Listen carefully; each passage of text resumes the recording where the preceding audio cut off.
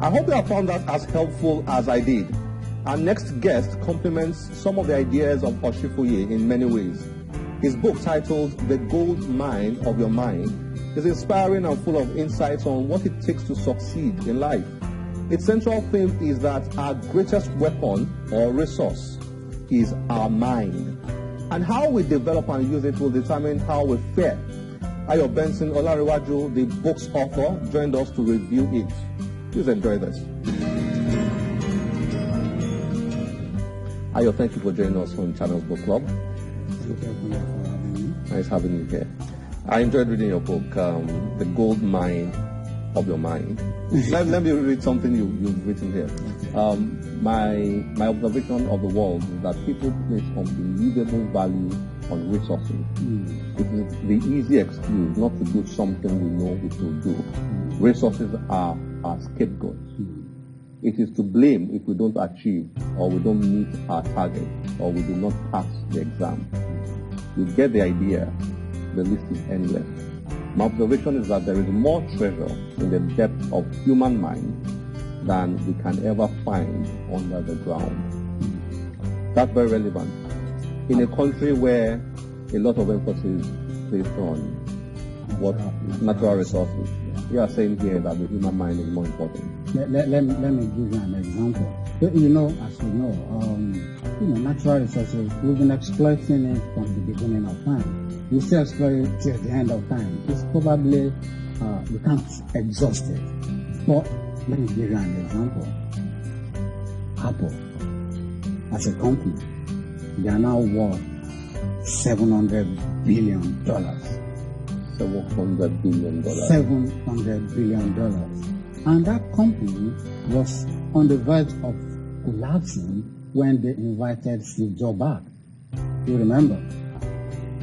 Now imagine a company on the brink of collapse and somebody came around, who understood the power of his mind and turned it around. We're trying to borrow $30 billion and we're killing and crushing ourselves. Which is one of the things you said here. Yeah, in the book, because I've heard that a lot, I devoted a chapter to how to raise money for either your business or any other idea. Very interesting chapter, yeah. So that's why I put it there. You can aspiring entrepreneur and you're wondering, you don't blame people because they have limited ideas, but our job is to show them the way and say, okay, this is do the step A, 2, step 1, 2, 3, 4, 5. You just follow mechanically like that and you get it done. One of the things, in line with that, one of the things you said here is that the power of the idea, not using exact words, but I put that one up there, that the power of the idea for a business is much more powerful than the limitations the person has. Oh, I don't have money. Oh, I don't have experience. Oh, I don't have this. Did I get that right? Yeah, that's absolutely right. You see, idea is like a seed, right? If you plant an oak tree seed and come back in 100 years, it's as massive as anything. So, this idea. Let me give you an example. Then your idea, no matter how small, if you start acting on it, I also have a chapter there on momentum. If you have an idea, the first thing you do is schedule 5 actions you need to take about that idea in the next 1 week. You build so much momentum that you won't be able to stop yourself. Ideas are like that. You create the idea, but it gets bigger and bigger, and sometimes it outlives you. Much bigger than you. Yeah. Okay, and then maybe something else out of it. There is more to life and the universe than meets the eye, literally. Very powerful. You are most likely familiar with the phrase, seeing is believing. Everybody talks about seeing is believing. Yeah? This is a very simplistic way of looking at the world. There are so many unseen powers influencing our lives daily. And whether we recognize it or not, whether we believe it or not, these unseen powers affect our lives.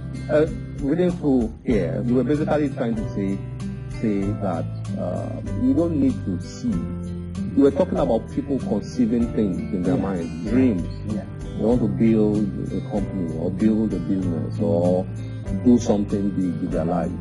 That they have to first of all believe what they've seen in their minds before it becomes physical. Is that what you're trying to say here? Yeah, and also the seeing. So the concept of visualization. If you're familiar with the concept of visualization, if you have an idea, think through how you can take the idea from beginning to getting it as big as you can in your imagination first. And do that over a period of time. You see, athletes, they train for 4 years, to go to the Olympics. What most coaches teach them is that they should visualize themselves winning.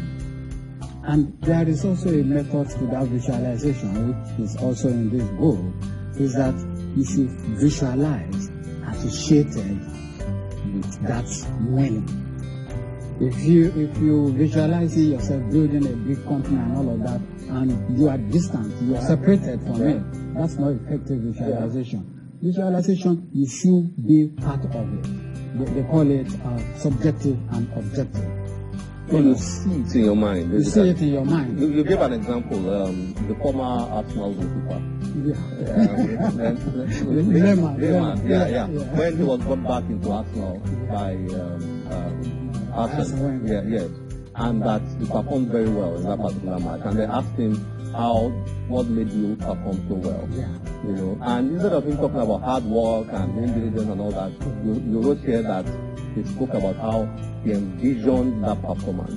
He remembered his past performance. Yes, last good performance, and he visualized it, and it was fantastic. It was absolutely fantastic. I've read a lot about many athletes, superstar athletes, who use that particular method in performance. Muhammad Ali was an example. Absolutely. Who kept telling the world that he was the world champion before he took the title. And when he took the title, he said, I've seen it over and over and over again. I just came here to pick it up in real life.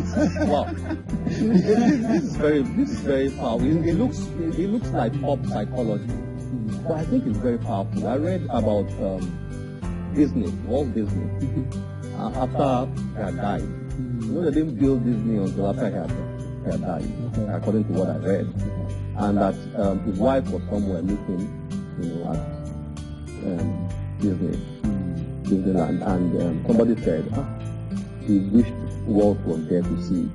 And then she told the person that he actually saw it before he died. And envisioned it. And I found that to be very powerful. And that seems to be something you say here consistently. The reason why it is powerful is, let me tell you, because of our upbringing, most people are raised in very affluent homes.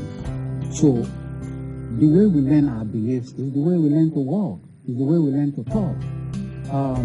If you don't take yourself away from your circumstances and actually place yourself where you want to be in your imagination, it is pretty difficult to do, because your mind will trip you up all the time. Because if you imagine yourself owning a 25-story building, what your mind will scream to you is, no, you can't do it.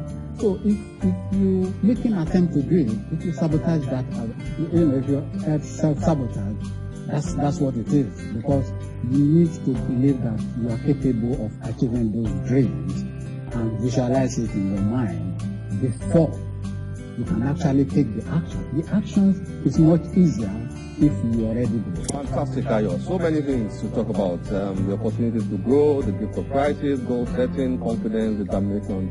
But we don't have time to look at everything. Thank you very much for joining us on Channels Book Club. Thank you very much for having me. Well done. Let me start digging into the gold mine of your mind. And your mind is a gold mine. Use it. Thank you. Thanks for having you on the show. All right, thank you.